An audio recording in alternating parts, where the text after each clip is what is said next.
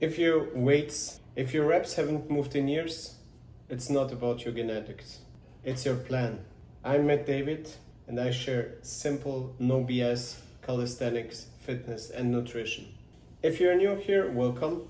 Let's break the plateau. A plateau is just this: same stress, same outcome. Your body adapted, so it's ready for a new and especially a clear signal. Most people either hammer the same routine over and over again, just harder, trying to get through the harder section and repeating it over and over again, or the other group jumps to a total different workout on a regular basis instead of staying with one continuously. In the end, both waste time. Why you're stuck? You're not progressing a variable like reps, leverage, rest, or even speed. You're doing junk volume that looks hard but doesn't give anything back. The clue here: your skill quality under fatigue is complete nonsense. It's poor. Your recovery is undercooked. Sleep, your protein synthesis, your stress levels, and there is probably never a deload, so nothing adapts. The fix is small specific changes that you can repeat. Use leverage, amplitude, resistance, and density. One driver for 3 to 4 weeks to leverage. You can make mechanics harder without actually changing the movement. So when you make push-ups, you can actually elevate your legs. You do rows, you stretch your body line fuller, you make your body actually longer. And for pull-ups, the higher you get, the better it is. So when you get in the first period, you come to your chin, then you try to your breast, and in the best case, you do a muscle up, or you press yourself even up to your belly. For amplitude, increase the range and own it. Whatever you do, what kind of exercise you actually want to try to increase also the range to the fullest extent. Own the last centimeter, that's the rule. The next one is density. Put more work into the same amount of time, or the same work in less time. One of my favorite trainings is set a 10-minute time clock, accumulate as much clean reps as possible. In the next workout, you try to beat the amount of reps, or you try to shorten the time for the exact same amount of reps that you had in the previous workout. In this case, you can also shorten the rests that you build in. It always depends where you want to actually increase, but you can always turn different triggers, different factors, so you can actually increase your intensity. For resistance, you can always go into more weight. You can have a weight vest, you can have a weight belt that you take, that you basically add a kettlebell or a weight. And when reps crumble, you just take the weight off and finish in a clean line. So you can always choose whatever you want to increase, but there are many factors how you can actually beat the plateau. The most important thing is that you try to increase your progress. That when it doesn't work out with the weight, you try something else.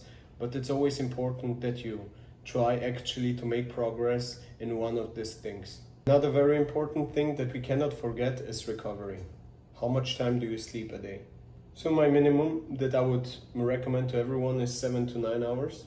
It always depends. Some people can sleep 6, but I don't think that's the wisest option. But certainly if you want to do it on a temporary base, or if it's necessary, you basically have no other choice. When it comes to nutrition, it's of course high protein is very important for your recovery. So I always recommend 30 to 40 grams per meal if you want to make it easy. A breakfast, lunch, dinner, and maybe a snack in between. Times 4, you already have 160 grams of protein. That's a decent amount. I'm not recommending anything, no nutrition advice. It's just educational content that I provide here. And additionally to that, it's important that you get your macros in, your vegetables. And of course, it depends what kind of diet you are on. If you are on a low-fat diet, which I would never recommend, or if you are on a low-carb or moderate carbohydrate diet, vegan, whatever. But the main factor is actually protein and getting enough nutrients so that your hormone levels are steady, constant, and strong and stable. Also, another good hack is taking actually a deload once a week so that you decrease your weight, go down to around 60 to 70% of your maximum weight that you reach, and you basically make a whole body workout once a week with the main exercises with lower weight. You don't burn yourself completely off. And also very important, keep everything documented. If you really want to make progress, you have to see everything on paper or in your app, whatever. You need to know your numbers. It's like in a business. If you're taking care of a business, you always need to know your numbers and also where you have to improve and how you can improve. So you can actually always validate what is going good, what is going less good. That's the reason how you actually can improve faster. If you're working with machine, most of the time, if you're completely into bodybuilding, then it's always a good thing to change into more complex workouts so that you basically put the machines aside, that you only work with dumbbells, barbells, kettlebells. More functional fitness will also add a new stage of progress into your life, into your fitness journey. If you like that content, drop a comment down below and let me know what exercises you love to use if you're stuck somewhere and if you're looking for progress, and we can maybe go deeper on that. And if you like me to go deeper on another topic, just let me know as well. So if you want to follow me, please subscribe, give me a thumbs up, and we see us next time.